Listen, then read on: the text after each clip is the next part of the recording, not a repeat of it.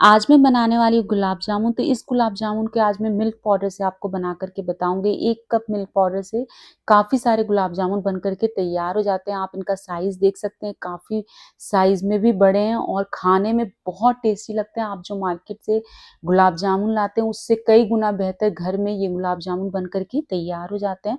आप देख सकते हैं जो मैंने गुलाब जामुन बनाए काफ़ी सॉफ्ट है, जूसी है। तो चलिए दोस्तों बना लेते हैं। इससे पहले हेलो एवरीवन, तृप्ति होम किचन में आपका स्वागत है। तो सबसे पहले एक कढ़ाई लेंगे और इसके अंदर डाल देंगे 1 cup milk powder. Milk powder आप कोई से भी ब्रांड का ले सकते हैं, मैंने एवरीडे का लिया है। और अब मैं इसके अंदर सूजी डाल रही हूँ, तो मैं इसके अंदर 2 चम्मच सूजी डाल रही हूँ। सूजी आप कोई सी भी इसके अंदर डाल सकते हैं। और अब मैं डाल रही हूँ इसके अंदर 1 कप मिल्क। तो मिल्क आपको उबाल करके डालना है, कच्चा दूध नहीं डालेंगे। साथ में मैं इसके अंदर 1 बड़ा चम्मच घी डाल रही हूँ और अब हम इन सभी चीज़ों को मिला लेंगे। तो इस तरीके से मिलाने के बाद ही हमें गैस पर रख कर के पकाना है, इस बात का ध्यान रखिएगा। इस तरीके से अगर हम मिला करके फिर गैस पे पकाते हैं तो इससे लम्प्स नहीं पड़ते हैं। तो मैंने इसे अच्छे से मिक्स कर लिया और इसके अंदर अब लम्प्स बिल्कुल भी नहीं है। तो अब मैं कढ़ाई को रख दूँगी गैस के ऊपर और गैस पे रख कर के अब हम इसे लो फ्लेम पर लगातार चलाते हुए पकाएँगे। गैस की फ्लेम को एडजस्ट करते हुए ही पकाना है, आपको हाई फ्लेम पे नहीं पकाना है। अगर आप हाई फ्लेम पर पकाते हैं तो नीचे से लगने का डर रहता है, क्योंकि मिल्क पाउडर बहुत जल्दी नीचे की साइड लगने लगता है। और अगर आपके पास नॉन स्टिक कढ़ाई हो तो आप उसमें बनाइएगा, इसमें बनाने में बहुत आसानी रहती है। और अब हम इसे लगातार चलाते हुए तब तक पकाएँगे जब तक कि ये पूरी तरीके से गाढ़ा ना हो जाए और कढ़ाई को छोड़ने ना लगे। तो अब आप देख सकते हैं ये काफ़ी गाढ़ा हो गया है और इसने कढ़ाई को भी छोड़ना शुरू कर दिया है। तो हमारा ये इंस्टेंट मावा बन कर के तैयार है। और अब हम क्या करेंगे, गैस को बंद कर देंगे और इसे एक मिक्सिंग बोल के अंदर निकाल लेंगे ताकि ये जल्दी से ठंडा हो जाए। तो तब तक ये ठंडा हो रहा है, हम गुलाब जामुन की चाशनी बना कर के तैयार कर लेते हैं। इसके लिए कढ़ाई में डाल देंगे 1.5 कप चीनी और अब मैं इसमें 1.5 कप पानी डाल रही हूँ। तो दोनों चीज़ें हमें बराबर मात्रा में डालनी है।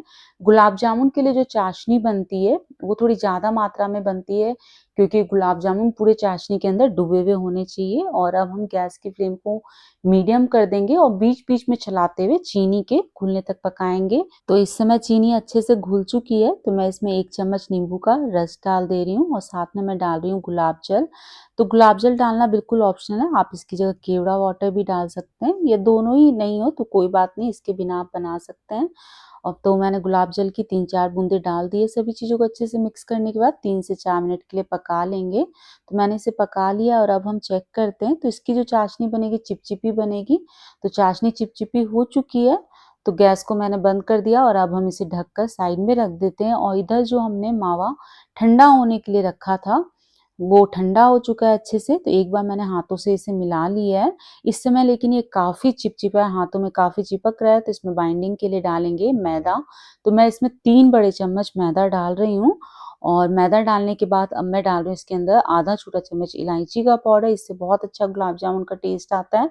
साथ में मैं इसमें आधा छोटा चम्मच बेकिंग सोडा डाल रही हूँ। बेकिंग सोडा को एक्टिव करने के लिए बिल्कुल 1 छोटा चम्मच जैसा पानी मैंने इस बेकिंग सोडा के ऊपर डाल दिया है।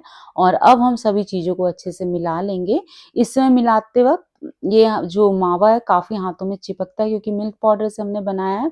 और अगर आपको लगता है ठीक से बाइंडिंग नहीं आई है, बहुत ज़्यादा गीला है, तो आप थोड़ा मैदा इसके अंदर और डाल सकते हैं। तो आप देख सकते हैं मैंने सभी चीज़ों को अच्छे से मिक्स कर लिया है। मिक्स करने के बाद इसे मसलने की ज़रूरत नहीं है, बस हम क्या करेंगे, इसके छोटे-छोटे से गोले तोड़ लेंगे। तो अब हम इनके गोले तोड़ेंगे। तो जितने बड़े साइज़ के आपको गुलाब जामुन बनाने हैं, उस हिसाब से ही आपको गोले तोड़ने हैं। वैसे जब हम इसे फ्राई करते हैं तो ये बिल्कुल साइज़ में डबल हो जाते हैं। तो मैं अभी थोड़े से गोले आपको तोड़ कर के दिखाती हूँ। इतने मावा से आराम से 18 से 20 गुलाब जामुन बन कर के तैयार हो जाते हैं। मैंने थोड़े बड़े साइज़ के भी गुलाब जामुन बनाए हैं। अगर आप थोड़े छोटे-छोटे साइज़ के बनाएँगे तो बहुत सारे गुलाब जामुन इससे बन जाएँगे। तो आप देख सकते हैं मैं किस तरीके से रोल कर रही हूँ। आज मैं इसे लंबा रोल कर रही हूँ, आप चाहें तो इसे बॉल शेप में भी बना सकते हैं। तो बस हमें इस बात का ध्यान रखना है कि बिल्कुल ये स्मूथ होना चाहिए, इसमें कहीं पे भी क्रैक्स नहीं होने चाहिए। तो मैंने इन सभी को शेप दे दिया है और चलिए अब हम फ्राई करते हैं। तो इनको तलने के लिए मैंने तेल लिया, आप घी भी ले सकते हैं। गैस की फ्लेम को लो रखेंगे और तेल हमारा बिल्कुल हल्का गरम होना चाहिए और एक-एक करके डालेंगे। तो आप देख सकते हैं जब मैं इन्हें डाल रही हूँ तो बिल्कुल हल्के-हल्के से बबल्स आ रहे हैं। तो बस इतने गरम तेल में इसे डाल कर के छुएँगे नहीं, इस बात का ध्यान रखना है कि डालने के बाद इसे टच नहीं करना है, बल्कि कढ़ाई को ही थोड़ा-सा हिला देंगे ताकि नीचे की साइड ये लगे नहीं। और अगर आप गुलाब जामुन फर्स्ट टाइम बना रहे हैं, तो आप एक बार एक ही गुलाब जामुन को फ्राई करके देखिए और अगर गुलाब जामुन ठीक से फ्राई नहीं हो रहे हैं, तेल में टूट जा रहे हैं, तो आप क्या करिए उसके अंदर थोड़ा-सा मैदा डाल कर के अच्छे से मिक्स करिए, उनको शेप देके फिर फ्राई करिए, फिर बिल्कुल भी नहीं फटेंगे। तो अब आप देख सकते हैं ये जो गुलाब जामुन है ऊपर की साइड फ्लोट करके आ गए, इनका साइज़ भी डबल हो गया है। तो अब हम क्या करेंगे इसे चलाते हुए फ्राई करेंगे। चलाते हुए फ्राई करने से क्या होगा, इनका एक समान कलर आएगा और ये बहुत अच्छे से फ्राई होकर के तैयार होंगे। एक बैच को तलने में 15 से 20 मिनट लग जाते हैं क्योंकि हम इन्हें लो फ्लेम पर फ्राई कर रहे हैं। तो आपको लेकिन लो फ्लेम पर ही फ्राई करना है, अगर आप इसे हाई फ्लेम पे या मीडियम फ्लेम पे फ्राई करेंगे तो अंदर से ये कच्चे रह जाएँगे और अंदर इसके गाँठें पड़ जाएँगी। तो आप देख सकते हैं अब इनका अच्छा गोल्डन ब्राउन कलर आ चुका है, तो अब हम क्या करेंगे इन्हें निकालेंगे। तो मैं इन्हें छलनी पे निकाल ले रही हूँ ताकि जो भी एक्स्ट्रा ऑयल या घी हो कढ़ाई में गिर जाए और अब हम इसे चाशनी में डालेंगे। तो हमें गरम-गरम गुलाब जामुन को गरम-गरम चाशनी के अंदर ही डालना है। इस बात का ध्यान रखिएगा कि चाशनी इस समय गरम होनी चाहिए, अगर चाशनी ठंडी हो गई है तो आप उसे गरम कर लीजिए। तो अब हम गुलाब जामुन को चाशनी में लगभग 20 से 25 मिनट के लिए रहने देंगे, तब तक हम दूसरे गुलाब जामुन फ्राई कर लेते हैं। तो मैंने दूसरे वाले भी फ्राई कर लिए हैं, आप देख सकते हैं जो पहले मैंने फ्राई करके डाले थे उनका साइज़ बड़ा हो गया है और ये काफ़ी सॉफ्ट हो गए हैं, इन्होंने काफ़ी सारा रस पी लिया है, सिर्फ़ 20 मिनट के अंदर ही इन्होंने काफ़ी सारा रस पिया है।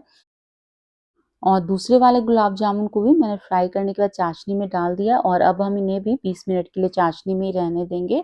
तो अब इनको रखे हुए 20 मिनट हो चुके हैं, अगर आपके पास ज़्यादा समय हो तो आप आराम से इसे 1 से 2 घंटे के लिए चाशनी में ही रहने दीजिए। तो मैं आपको एक गुलाब जामुन तोड़ कर के दिखा रही हूँ, तो आप देख सकते हैं बहुत ही सॉफ्ट बने हैं और बहुत जूसी भी बने हैं और यकीन मानिए खाने में भी बहुत ज़्यादा टेस्टी लगते हैं। तो आप एक बार इस रेसिपी को ट्राई करिएगा और रेसिपी पसंद आए तो प्लीज़ लाइक, शेयर, सब्सक्राइब करना ना भूलें।